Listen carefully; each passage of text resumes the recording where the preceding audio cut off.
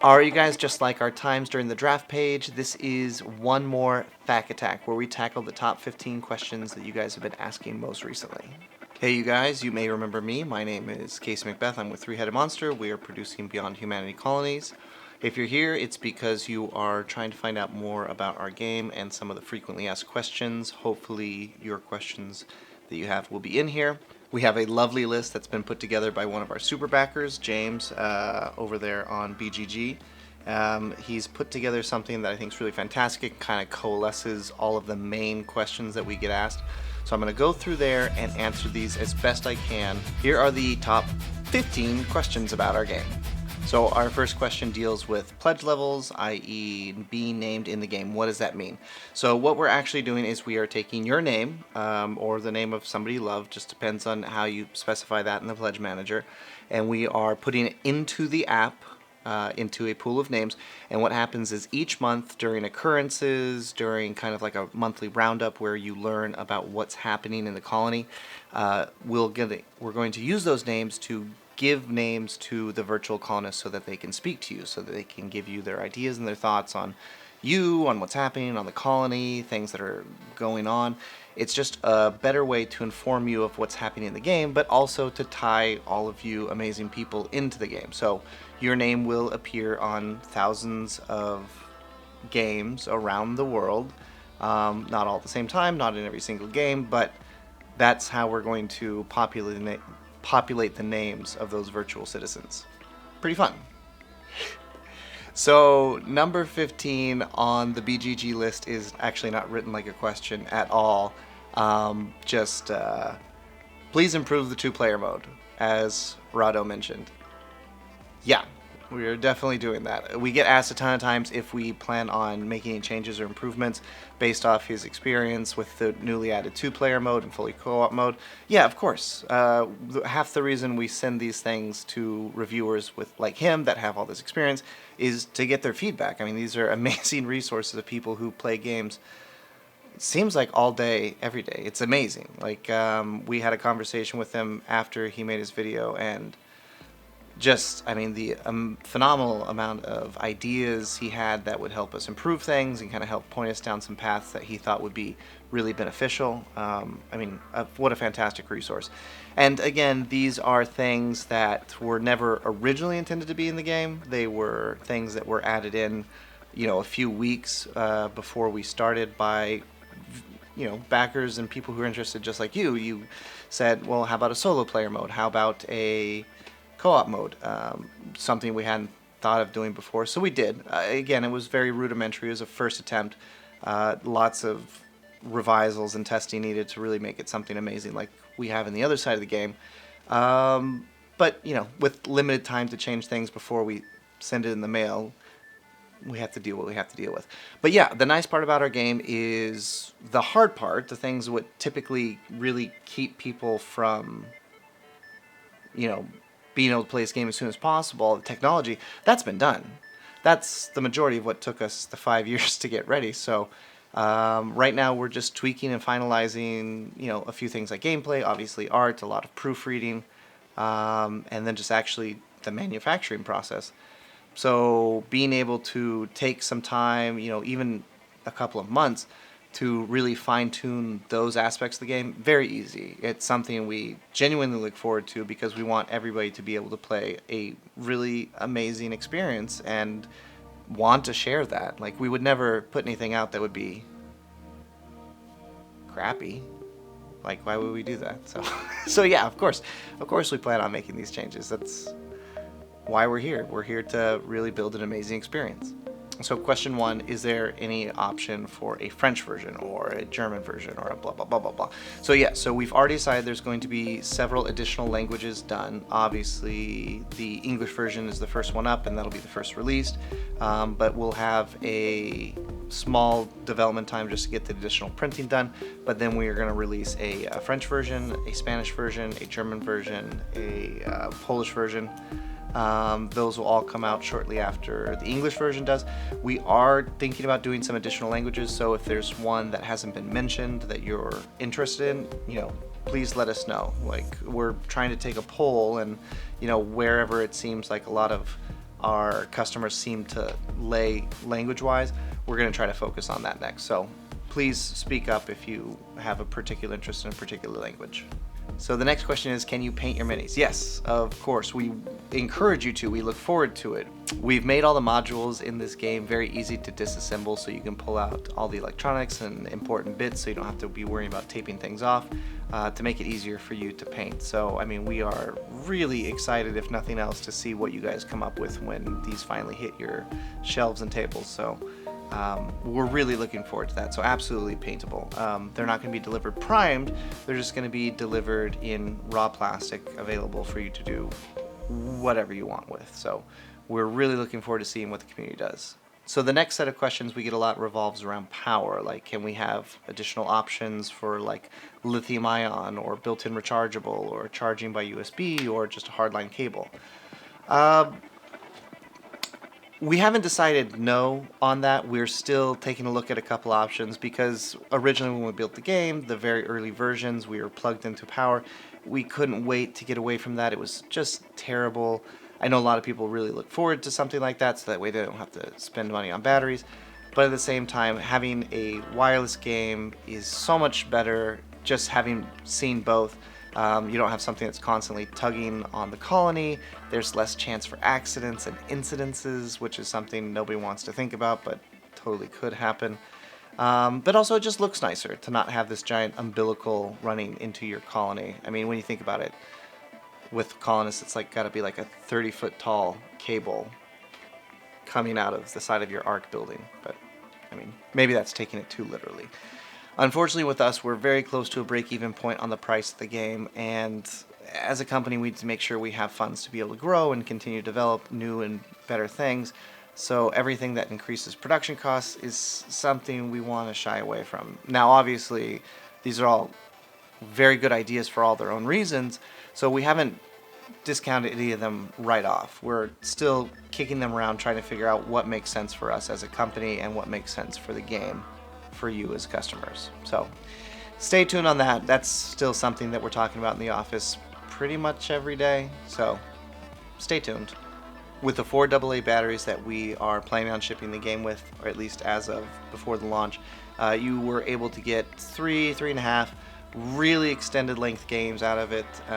So I mean, it's not something you're changing every time, so that's really nice.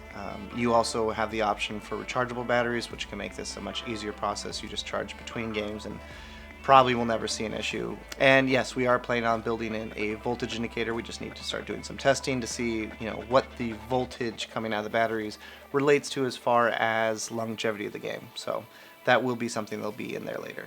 And in case your game does happen to crash just because of a lack of power, the game is able to save itself between rounds, so you'll just go back and pick up where you left off. So one of the next questions is really interesting. It's, do we have any plans for expansions or extensions to the game? Originally, no. Originally, we wanted to keep this a very one-piece sort of game, so everybody across the world was playing the same thing. But we knew we did want to get to a point where once we release it to you guys, along with the metagame, the online stuff, that will be really wacky. It's something you gotta check out. It's a very big part of this game that we haven't talked about yet. But at any rate, once we release it to you, we really wanted you guys to decide the direction of all of this. So, I mean, we are hearing a lot back about expansions and continuations, and we've already got plans for several more games in the Beyond Humanity universe, and all of those are already planned to tie into one each other, both, you know, story-wise and universe-wise. But we were hoping to be able to also tie them together in the metagame. So they will influence one another, but you don't have to have one to enjoy the other. So to answer the question, will there be any expansions? We never intended to. However, that being said, it's really up to you, the player. Alright, so the next question is about shipping. When we first launched, we had a slight misunderstanding with our fulfillment company that we would be able to ship most anywhere in the world. We did have a list, but it was rather extensive. And since then, from several of our backers, we were able to find out that there are companies that have significantly high non-delivery rates, meaning that you can order a package, but the chance of it never arriving for any number of reasons is significantly higher than what anybody would deem acceptable.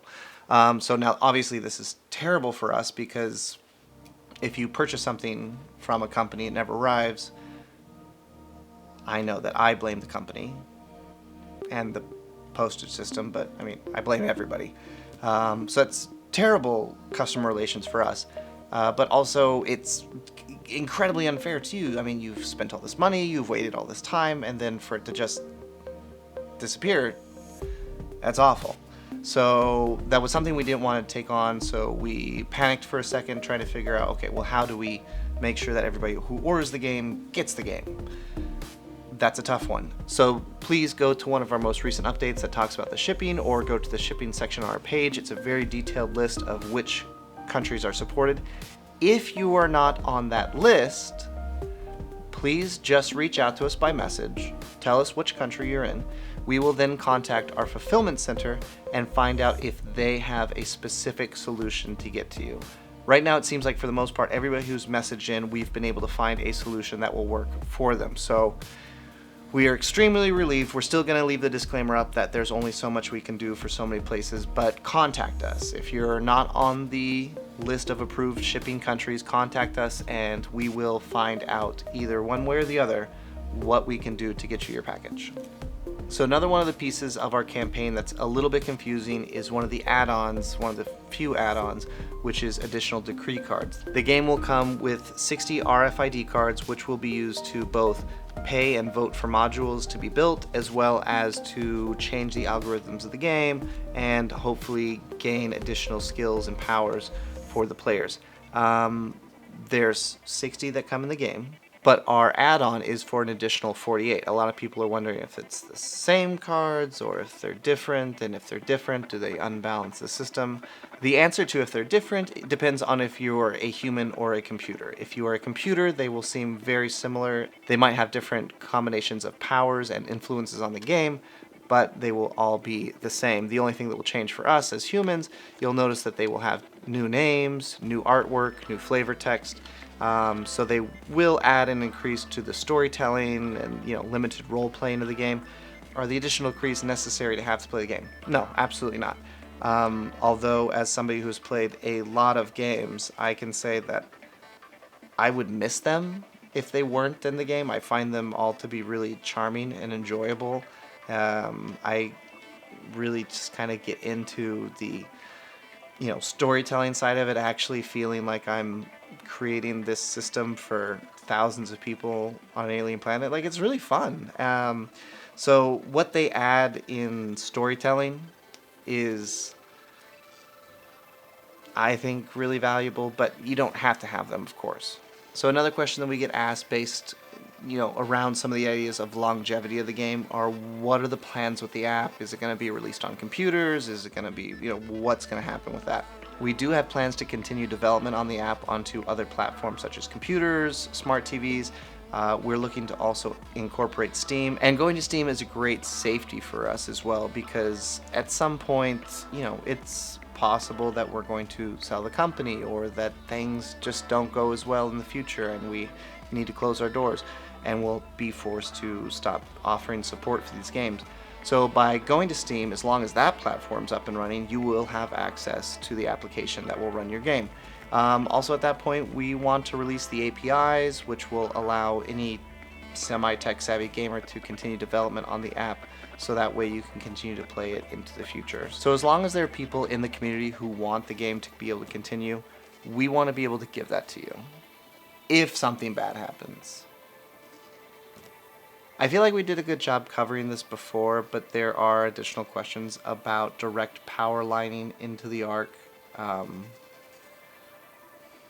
We know that you guys like that idea. I can tell you, having done both, it's not that ideal. It's kind of a big safety and security thing, because somebody getting up to get some more popcorn or a drink, they trip over the cable, the whole thing goes flying off. It's not awesome, but convenience-wise, I totally get it. It's also a little ugly, but it's something that we know you guys are excited about, and if we offer it as an option, again, it's an additional production cost, but that one's not so high, so...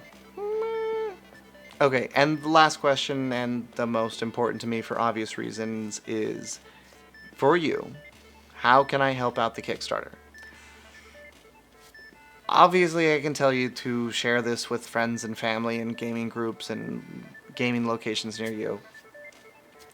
That's unlikely to happen, so I'm not going to patronize you. I mean, if you're really excited about it, you probably will. But if you want to help us out in real and impactful ways that don't put you in awkward social situations, there's a number of things you can do.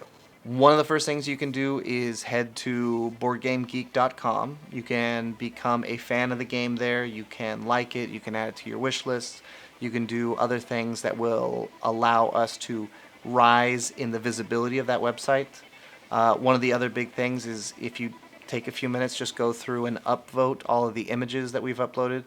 I mean, or just the ones you really like. I think we've put some really nice ones up there, but I mean, all of them's not bad. And the last that I wasn't aware of is there's a website called Kicktracks you could head to, and you could load the project from there. If you head to the BGG Extended FAQ, there's the link for it in our comment section.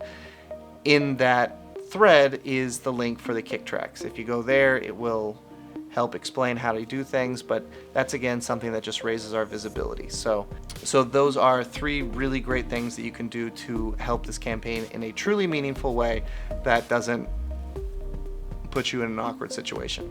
Okay, that was the 15 things I wanted to tackle out of the 30. I combined some of them together, so if you're keeping track, it didn't seem like 15 probably. But anyways, thank you guys so much. It has been an